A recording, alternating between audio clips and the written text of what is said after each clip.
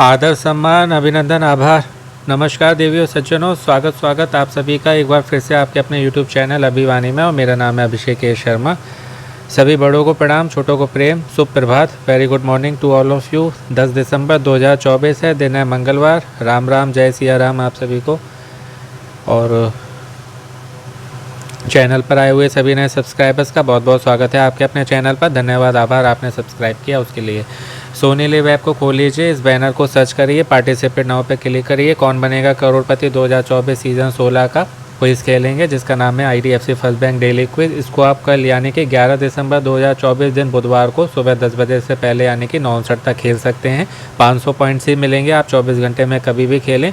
और पॉइंट्स के लिए रेमंड का वीकली क्विज़ खेल सकते हैं। साप्ताहिक क्विज़ है, सोमवार को आता है, शुक्रवार तक लाइव रहता है, कभी भी खेल सकते हैं। 1000 पॉइंट्स मिलेंगे। यदि नहीं खेला है तो खेल लीजिए। लॉन्ग शॉट दोनों ही वीडियो चैनल पर हैं। और बाकी प्ले अलॉन्ग करना होता है सोनी टीवी पर रात्रि में जब शो आता है 9 से 10:30 11 बजे तक। तो उसमें आपको और पॉइंट्स मिलते हैं जिनसे आपकी रैंक बढ़ती है, टॉप स्कोरर बनते हैं आप। तो मारुति सुजुकी की कार मिलेगी, डिज़ायर एक जने को ही मिलेगी किसी। और बाकी अब जो सोम से शुक्रवार खेल रहा है और लकीली सेलेक्ट हो जाता है, रैंक मैटर नहीं करती है इसमें, उसको लाख रुपए मिल सकते हैं। वो हर दिन लखपति बन सकता है, जो कि आप सेकंड बैनर में देख पा रहे हैं। बाकी ये सारे वही प्राइज़ हैं पहले से जो मिल रहे हैं। ये रैंडमली जो सिलेक्शन होता है, बाकी इसमें स्कोर मैटर करता है। बाकी अभी KBC के री रजिस्ट्रेशन भी चल रहे हैं, 2 से 9 तारीख तक चलने थे। और अब डेट बढ़ा दी गई है, 15 तारीख तक कर दी गई है। तो एक सप्ताह, एक वीक आपको और मिल गया है। तो यहाँ पर क्लिक करके आप इसको खेल सकते हैं। इसका भी लॉन्ग शॉट दोनों ही वीडियो आपको चैनल पर मिल जाएंगे। 25th एनिवर्सरी के उपलक्ष्य में ये ऐसा हुआ है। ये देखिए, आप स्क्रीन पर देख भी पा रहे हैं, 2 से 15 दिसंबर। अभी हम खेलेंगे IDFC फर्स्ट बैंक का डेली क्विज। तो मोबाइल जी को कोटि कोटि प्रणाम करते हुए शुभारंभ करते हैं आज के इस ज्ञान के अद्भुत खेल का। आरंभ किया जाए। प्रथम प्रश्न 100 पॉइंट्स के लिए हम सबकी स्क्रीन पर ये रहा। IPL से जुड़ा हुआ है कि IPL 2018 में सबसे मूल्यवान खिलाड़ी किसे घोषित किया गया था। मीन सबसे ज़्यादा बोली किसकी लगी थी, रेट बिकते हैं ना खिलाड़ी, यहाँ पर इंसान भी बिकने लगे हैं आजकल। तो ये सुनील नरेन होंगे, ऑप्शन डी। कहीं 2018 ना आए, 2012 आए तो भी सुनील नरेन ही हैं। नरेन या Narayan, 2012 2018। This is the correct answer. Team पूछी जाए, इनकी टीम कौन सी थी, कोलकाता नाइट राइडर्स। ठीक है। अगला प्रश्न, अपने वनवास के बाद राम जी किस नगर में लौटकर राजा के रूप में अभिषेकित होते हैं। अरे मेरा नाम आ गया, अभिषेक। अयोध्या जी, लंका, मिथिला जी और किष्किंधा। तो लंका और किष्किंधा से तो आए थे, मिथिला ससुराल है, लौट के अयोध्या जी आए थे। तो इसमें ऑप्शन ए होगा। हाँ, This is the correct answer. Nepal के जनकपुर में है ससुराल इनकी, मिथिला जो पड़ती है। और जनकपुर वो मिथिला की राजधानी थी, इसलिए जो वो राजा हैं वो कहते हैं राजा जनक, और माता सीता को जानकी जनक की जानकी। जनकपुर में नौलखा मंदिर है, वहाँ पर उसको राम जी का ससुराल माना जाता है। आज अच्छे हैं माइथोलॉजी के प्रश्न आए हैं, धर्म से जुड़े हुए। मुझे ऐसे प्रश्न बहुत अच्छे लगते हैं, मेरा फेवरेट सब्जेक्ट है। इसमें पूछा जा रहा है दशरथ जी की पहली पत्नी कौन थी। तो बहुत इजी है, कौशल्या जी थी, माता कौशल्या, राम जी की माता जी। ये इंपॉर्टेंट प्रश्न है, थोड़ा मैथोलॉजी का आपका अच्छा करने के लिए, रिवाइज करने के लिए मैं बताऊंगा वीडियो के लास्ट में, सुनना चाहें तो सुन सकते हैं। चौथा प्रश्न कंप्यूटर से जुड़ा हुआ है कि किसी कंप्यूटर प्रणाली को गुप्त रूप से संक्रमित करने और हानिकारक गतिविधियां करने वाले कंप्यूटर प्रोग्राम को क्या कहते हैं। वायरस, वॉर्म, ट्रोजन हॉर्स या मेलवेयर। तो अपनी जगह सभी कहते हैं, लेकिन इस वाले में मेलवेयर आया है, बाकी सब हैं ये मेलवेयर के अंदर ही आते हैं, इसलिए ये मेलवेयर होगा। This is the correct answer. Malware को मेलिसियस सॉफ्टवेयर भी बोलते हैं, मेलिसियस सॉफ्टवेयर बोलते हैं। इसी के अंडर में ये आते हैं virus, worms, Trojan virus, spyware, adware और रैंसमवेयर। ये मेलवेयर के ही कुछ उदाहरण हैं। पांचवा अंतिम प्रश्न है आज का इसका। इसमें क्या पूछा जा रहा है, IDFC first bank visa platinum debit card का उपयोग करके ATM से प्रतिदिन अधिकतम कितनी राशि निकाली जा सकती है? तो इसमें अधिकतम 2 लाख रुपए हैं, तो यही होना चाहिए। This is the correct answer. Yes, बहुत बड़ी बात है। एटीएम से एक दिन में 2 लाख रुपए, वरना लिमिट होती है इसमें शायद 20-30 हज़ार रुपये की और बैंकों में। आईडीएफसी इसी बात में तो खास है, बस इसमें बैंक अकाउंट की जो खासियत हैं, मतलब बैंक अकाउंट की कंडीशन है, एक 10,000 का, एक 25,000 का, 2 ही अकाउंट है, ना कम का ना ज़्यादा का। 25,000 में ज़्यादा सुविधाएं हैं, 10,000 में कम है, केवल 2 ही अकाउंट खुलते हैं। आते रहते हैं इनकी तरफ से कॉल, मेरे पास अकाउंट खुलवा लो। मैंने कहा 0 बैलेंस वाला करो तब खुलवाऊँगा। तो ये हो गई बात। और हाँ, मैं आपको बात बता रहा था माइथोलॉजी की। ये तो मैंने आपको बता ही दिया कि भगवान राम जी जो हैं वो अयोध्या जी में जन्म हुआ था उनका, और माता सीता जी का नेपाल के जनकपुर में। जनकपुर मिथिला की राजधानी थी प्राचीन काल में। सीता जी के पिताजी का नाम राजा जनक, इसलिए इनको माता जानकी भी बोलते हैं। सीता जी को जानकी, जनक की जानकी। और वहाँ पर नौलखा मंदिर है, उसको जो है राम जी का ससुराल माना जाता है। और क्या बताना था, हाँ, राम जी की माता जी की बात हो रही थी, तो उनके पिताजी हैं राजा दशरथ जी। उनकी 3 पत्नियाँ थीं, कौशल्या जी, सुमित्रा जी, कैकेयी जी। कौशल्या जी जो है सबसे बड़े थी, पहली पत्नी थी, सबसे बड़ी थी, और राम जी उन्हीं के बेटे हैं। दूसरे नंबर की थी पत्नी दशरथ जी की कैकेयी। उनके पुत्रों के नाम थे भरत और शत्रुघ्न। तीसरे नंबर की थी सुमित्रा जी, इनके बेटे का नाम था लक्ष्मण। यानी कि एक सीरीज़ में याद करिएगा, कौशल्या जी, कैकेयी जी, सुमित्रा जी, ठीक है। कौशल्या जी के राम जी, कैकेयी जी के भरत और शत्रुघ्न जी, सुमित्रा जी के लक्ष्मण जी, ये हो गई। और दशरथ जी के 4 पुत्र थे, वो तो आपको मालूम ही होगा, इसमें हो आ ही गया, राम, लक्ष्मण, भरत, शत्रुघ्न, ठीक है। और क्या बताना था, हाँ, उसमें एक ऑप्शन था माद्री का।